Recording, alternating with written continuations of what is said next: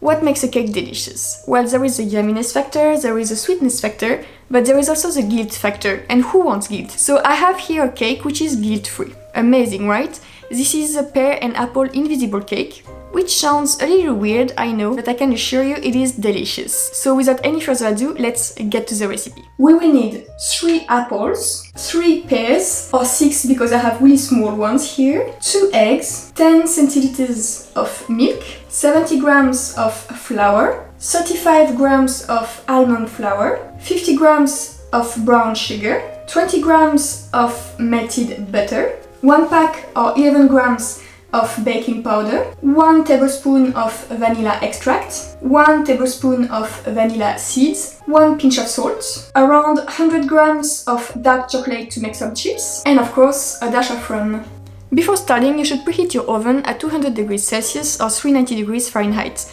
Everything will be in the description just down below. Then sieve together the flour, the baking powder and the salt into a large bowl. Take another bowl and break your eggs in there. Add the sugar and start by whisking slowly not to burn the egg yolks, and then whisk vigorously until it gets white, fluffy and foamy. It is now time to add your melted butter, but wait for it to cool down before adding it so that you avoid making an omelette. Along you can add the milk, the vanilla extract and the vanilla seeds.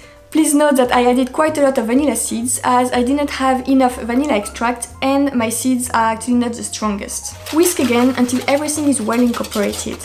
We'll then add the flour mixture little by little in there, in like 3 times or so that you don't have any lumps forming.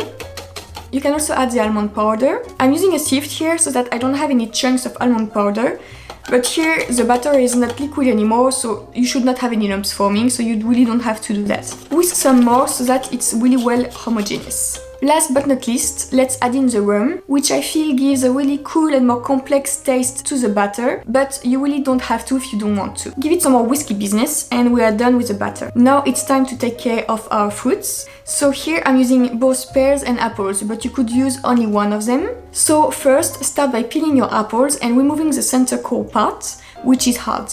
After this, slice them in 2, and either you can use a mandolin to do really thin slices, like paper thin, and the cake will really be like an invisible cake, or you could actually do just like me and use a knife here, so that it gives a bit more structure to your cake. An important thing is to add in your freshly cut slices into the batter and give it a stir, so that they don't get brown with the oxygen in the air. Do just the same with the pears, so peel them, remove the center core part, slice them really thinly either with a mandolin or a knife, and then add them in the batter and give it a good stir. You can now cut your chocolate chunks. I like to do it myself because I know what chocolate I'm using. So here I'm using an organic dark chocolate, which is at 72%, so please use a really good quality dark chocolate.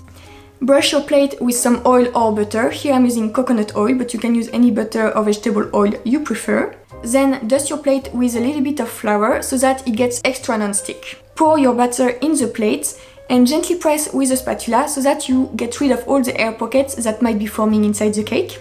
Throw it, well, gently in the preheated oven at 200 degrees Celsius or 390 degrees Fahrenheit for 25 minutes. Then lower the oven temperature at 180 degrees Celsius or 355 degrees Fahrenheit for 10 to 15 minutes or until nicely golden and still moist inside. Remove it from the oven and let it cool down for 15 to 20 minutes in the plate before serving and enjoying warm. Or you can also have this cake cold with a nice homemade vanilla custard. This will be a pure delight as well. So let's now give it a taste.